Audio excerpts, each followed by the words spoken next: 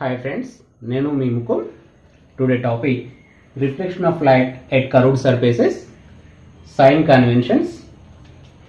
ఇక్కడ ఒక concave mirror తీసుకున్నాము. ఆబ్జెక్ట్ ఇక్కడ ఈ ఆబ్జెక్ట్ యొక్క ఇమేజ్ ఇక్కడ ఏర్పడింది అనుకుందాం. ఇక్కడ కొన్ని డిస్టెన్సెస్ చూడండి. P నుంచి ఆబ్జెక్ట్ డిస్టెన్స్ PO, అదేవిధంగా ఇమేజ్ డిస్టెన్స్ ఇక్కడ నుంచి P నుంచి I వరకు V, అదేవిధంగా P నుంచి C డిస్టెన్స్ R, P నుంచి F డిస్టెన్స్ ఎంత, ఫోకల్ లెంత్. అయితే ఇక్కడ వీటి యొక్క సింబల్స్ అంటే సైన్స్ గుర్తులు ప్లస్ మైనస్. ఈ ప్లస్ మైనస్ తీసుకోవడానికి మనకి కొన్ని రూల్స్ ఉన్నాయి. తర్వాత అదేవిధంగా ఈ వాల్యూస్ని ఎక్కడి నుంచి మెజర్ చేయాలి అంటే ఎక్కడి నుంచి కొలవాలనడానికి కూడా కొన్ని నియమాలు ఉన్నాయి. ఆ నియమాలు ఏంటివో ఈరోజు మనం ఈ క్లాస్లో తెలుసుకుందాం. Sign conventions. All distances should be measured from the pole. ఇక్కడ పోల్ ఉంది కదా, ప్రతి డిస్టెన్స్ని కూడా ఇక్కడ నుంచి మెజర్ చేయాలి. అంటే ఇటు మెజర్ చేస్తా లేకుంటే ఇక్కడ నుంచి ఇటువైపు మెజర్ చేసినా ఇక్కడ నుంచి మాత్రమే మెజర్ చేయాలి, ఖచ్చితంగా గుర్తుంచుకోవాలి. Next, the distance measured in the direction of incident light to be taken positive and those measured in the direction opposite incident light to be taken negative. ఇక్కడ ఆబ్జెక్ట్ ఉంది కదా, ఆబ్జెక్ట్ నుండి రేస్ ఎటువైపు వస్తాయి, mirror వైపు వస్తాయి. Incident ray ఈ object నుండి ఇలా వచ్చేసి ఇక్కడ ఇన్సిడెంట్ అవుతుంది కదా, అయితే దీని యొక్క డైరెక్షన్ ఇటువైపు, ఇన్సిడెంట్ రే యొక్క డైరెక్షన్ ఇటువైపు ఉంటుంది.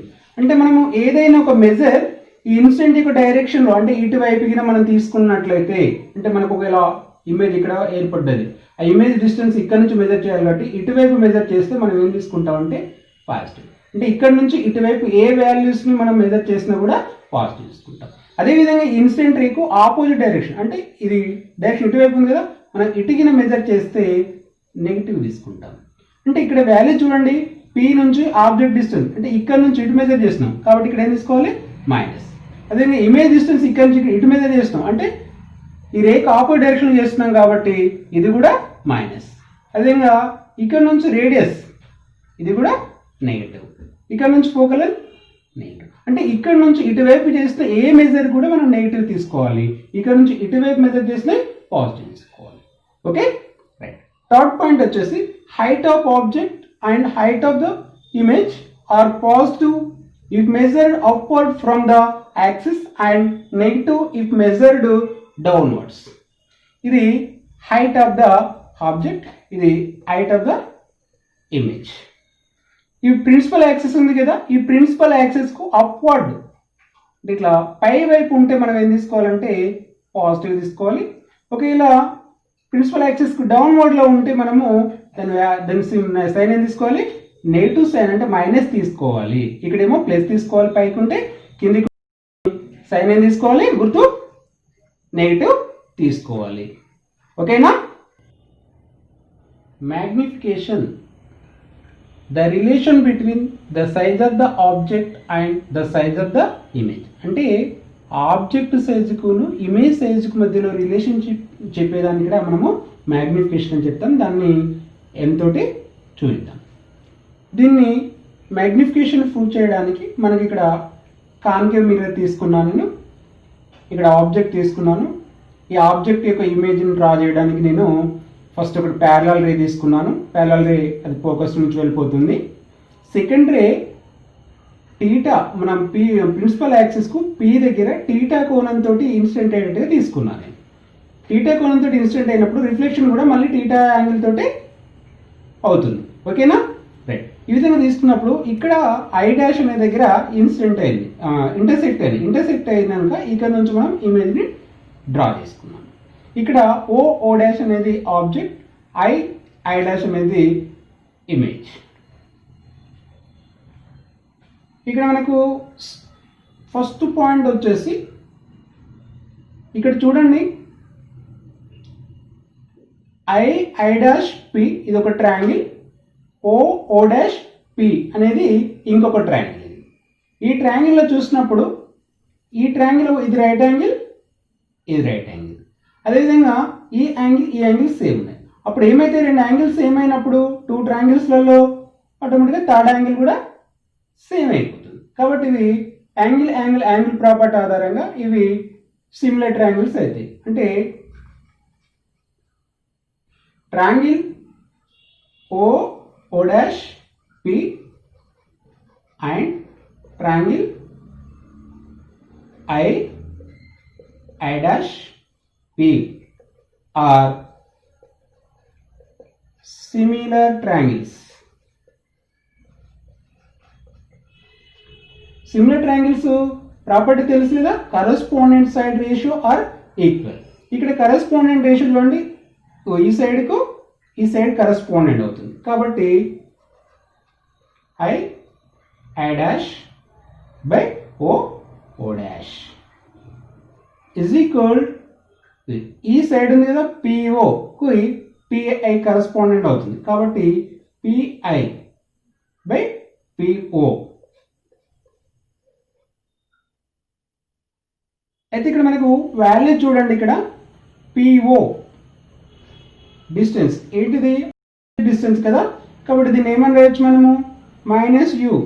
మైనస్ ఎందుకు తీసుకోవాలి, ఇన్సిడెంట్ రేకు ఆపోజిట్ డైరెక్షన్లో, అంటే ఇటు తీసుకున్న ఏ వాల్యూస్ కూడా మనం మైనస్ తీసుకోవాలని ఇంతకుముందే చెప్పుకున్నాం.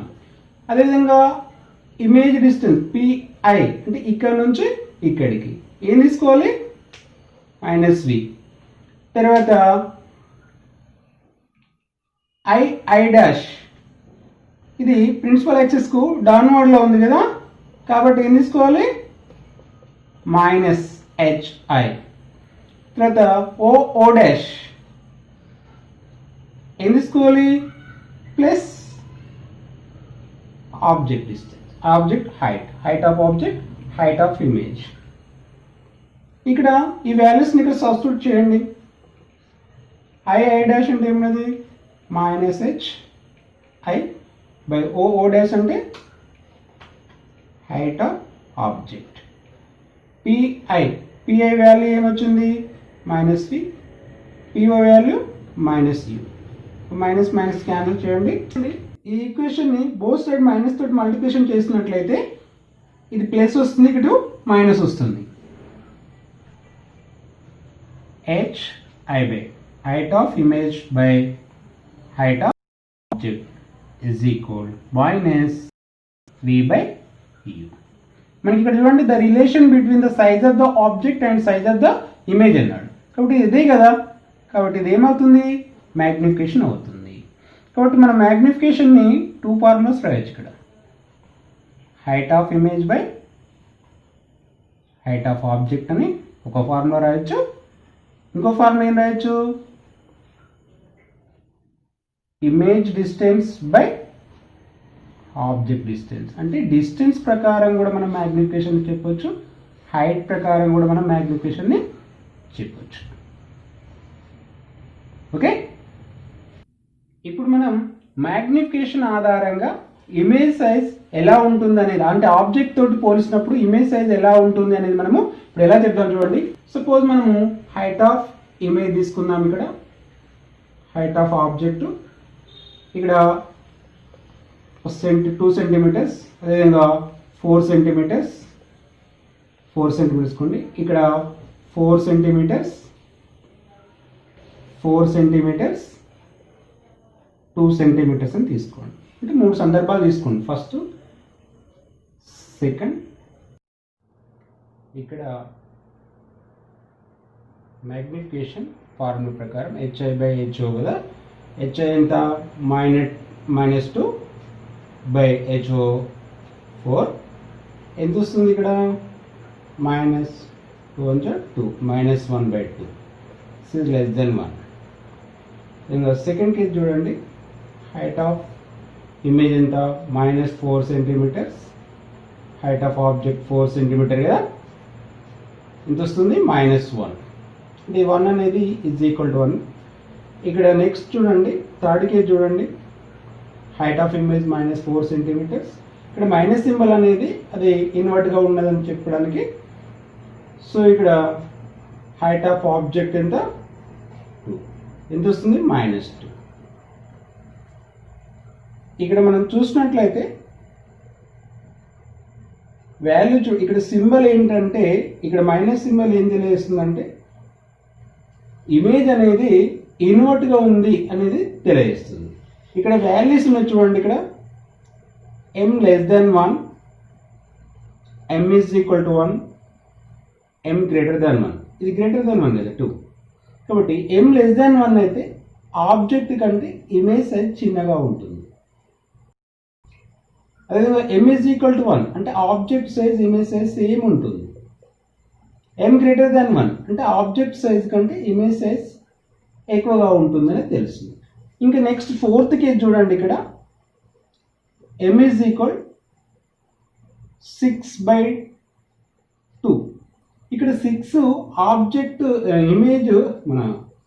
ఇమేజ్ హైట్ కదా, ఇది ఇమేజ్ హైట్ మనం ఇక్కడ ప్లస్ ఎందుకు తీసుకుంటున్నామంటే మనం ఇటు ఏర్పడ్డప్పుడు ఏమవుతుందంటే ఇరెక్ట్గా ఉంటుంది కాబట్టి మనము ప్లస్ తీసుకుంటాం.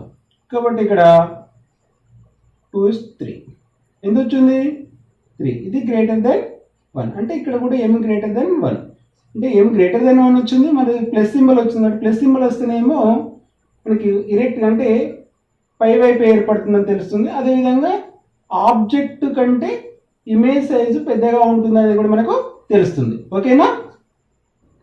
ఇప్పుడు మనము డిస్టెన్స్ ఆధారంగా మ్యాగ్నిఫికేషన్ ఎలా మారుతుంది, మ్యాగ్నిఫికేషన్ ఆధారంగా ఇమేజ్ ఎక్కడ ఏర్పడుతుంది అనేది కూడా మనము చెప్పొచ్చు. ఇక్కడ ఆబ్జెక్ట్ డిస్టెన్స్ తీసుకుందాం, 60 సెంటీమీటర్స్, 40 సెంటీమీటర్స్, విధంగా 20 సెంటీమీటర్స్. ఇమేజ్ డిస్టెన్స్ తీసుకోండి, 20 సెంటీమీటర్స్, 40 సెంటీమీటర్స్, విధంగా 60 సెంటీమీటర్స్. ఇక్కడ m= చూడండి, ఫస్ట్ కేస్ ఇది 1, ఇది 2, ఇది థర్డ్ కేస్ అనుకోండి. ఫస్ట్ కేసులో చూసినప్పుడు మైనస్ రాద్దాం. ఇంకొకటి ఈ వాల్యూస్ అన్నీ కూడా ఇటువైపే ఉంటాయి కాబట్టి ఇవన్నిటి కూడా మైనస్ వస్తుందండి. కాబట్టి -v అంటే ఎంత, ఫస్ట్ కేస్ -20/-60. మైనస్ క్యాన్సిల్ కదా, అప్పుడు ఏమొస్తుంది 2 1 2 3 -1/. సెకండ్ కేస్ చూడండి, ఫార్ములా -v అంటే -40, u అంటే -40, మైనస్ క్యాన్సల్. సో ఇక్కడ -40 పోతే 1 ఉంటుంది. Next third case -60/-20. Minus cancel చేయండి, 21 23 మైనస్.